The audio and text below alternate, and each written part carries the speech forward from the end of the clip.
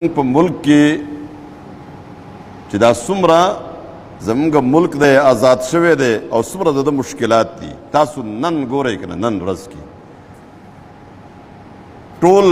ټوله دنیا د دې ملک مخالف ده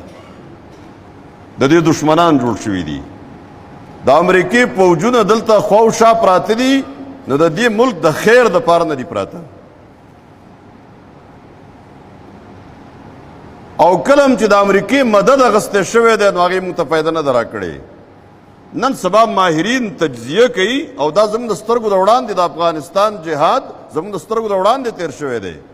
چې څومره د افغانستان په جهاد کې د امریکې مدد اغستی شوی دی هماغومره افغانستان جهاد ته نقصان هم شوی دی څومره چې پاکستان ته مدد ورکړی دومره پاکستان ته نقصان شوی دا مدد څه دا یو لوی سازش و نو دا زموږ مخالفت کې ټول سرحدونه زموږ د هغې د لاسه په مشکل کې دي افغانستان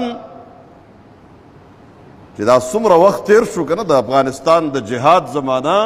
مهاجرین دلته وو او مخکې چې څه معمولي ونې څه خبرې اترې وې که نه خپل منځ کې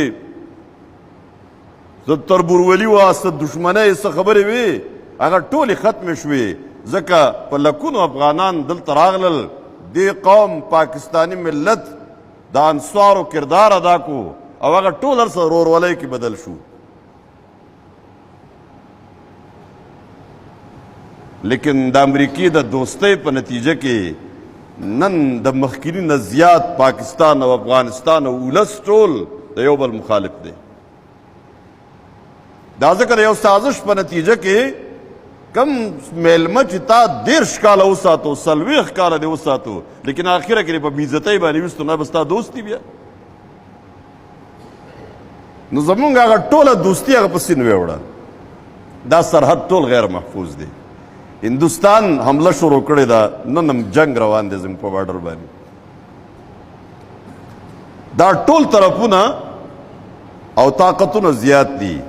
زمونږ آسره څه ده او سهاره هم څه ده زموږ یو سهاره ده چې الله به زموږ مدد کوي